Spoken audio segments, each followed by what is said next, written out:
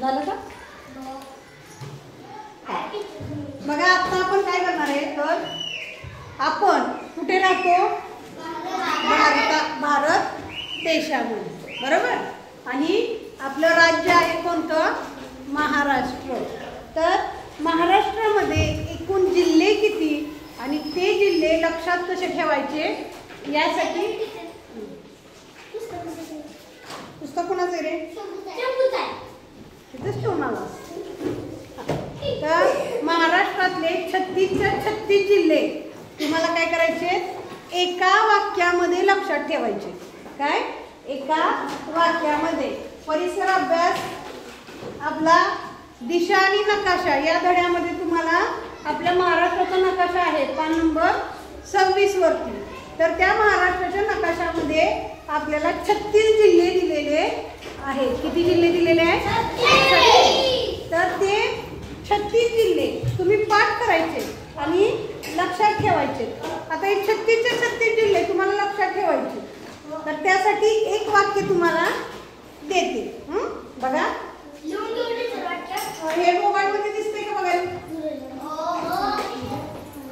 महाराष्ट्रातील जिल्हे. महाराष्ट्रातील जिल्हे. आपला जिल्हा कोणता आहे? आपला जिल्हा कोणता आहे? जिल्हा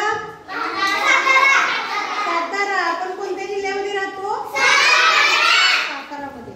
तर असेच 36 जिल्हे आहेत. किती आहेत?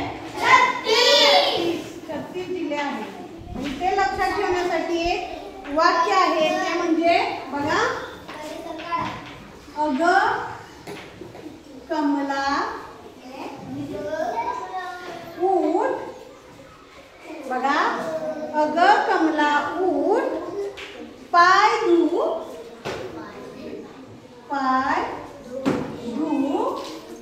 रस भजी चहा बनव.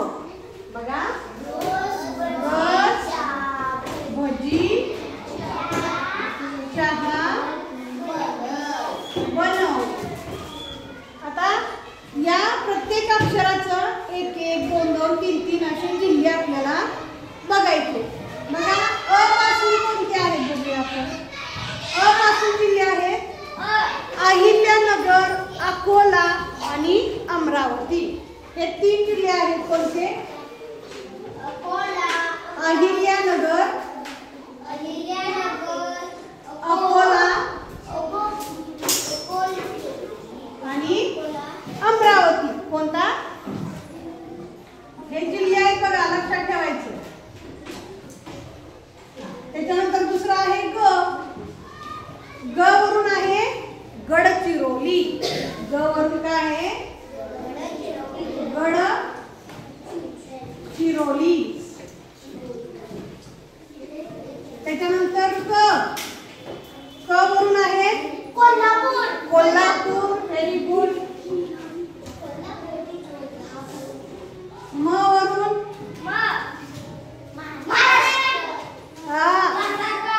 मुंबई. कमला राहिले की. ल वरून लातूर. म वरून मुंबई उपनगर. कोणता? मुंबई उपनगर. मुंबई उपनगर. त्याच्यानंतर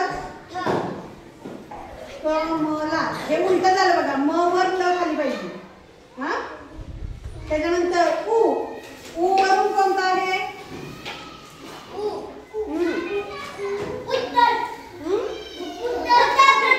मुंबई शहर. आणि इकडे बघ, उत्तर प्रदेश नाही. उ वर्ण काय आहे? मुंबई उपनगर. उपनगर लक्षात ठेवायचं. मुंबई उपनगर. त्याच्यानंतर ठ वरून कोणता आहे? ठाणे. ठ वर्ण ठाणे. ठाणेगाव नाही, ठाणे. त्याच्यानंतर प वरून पालवण गाव आहे ते. पालघर, पुणे, परभणी. हे 3 जिल्हे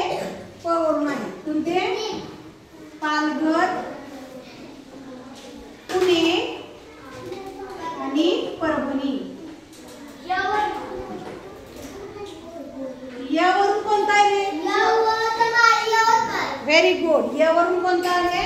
यवतमाळ. यवतमाळ. बघा ना पुस्तकामध्ये नकाशा आहे की. पुढे बघा. दू वरून धू. ध वरून बघा कोणते आहे? धुळे. आणि धाराशिव. महाराष्ट्राच्या नकाशात ठीक आहे. पुढे बघा. धू झालं का? त्याच्यानंतर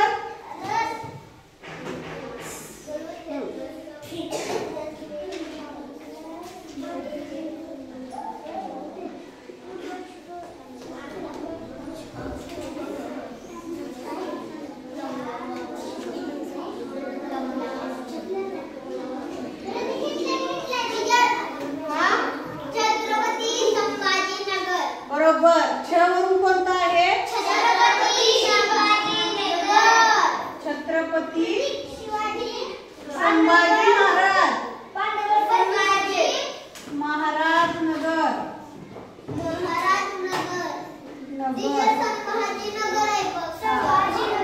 आपण संभाजीनगर म्हणायचं नाही, छत्रपती संभाजी महाराज नगर म्हणायचं.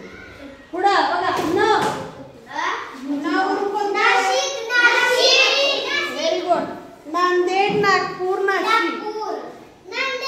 नांदेड, नागपूर आणि नाशिक. पुढे काय राहिले ते?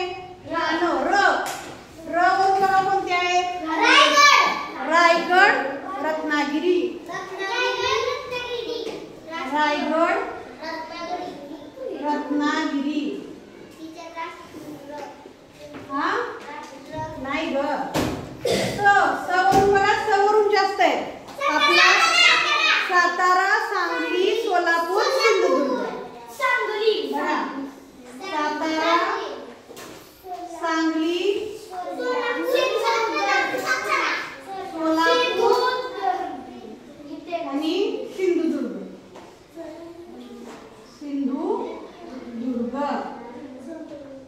त्याच्यानंतर भ वरून भंडारा. पुढं ज वरून बरोबर सांग. जालना. Very good. जळगाव. हा. च वरून व्हेरी गुड. चंद्रपूर. हा. ह वरून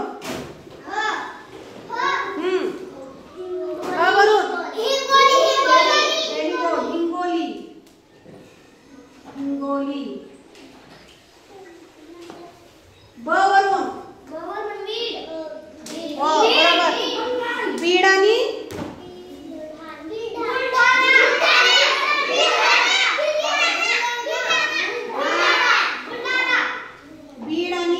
बुलढाणा. न वरून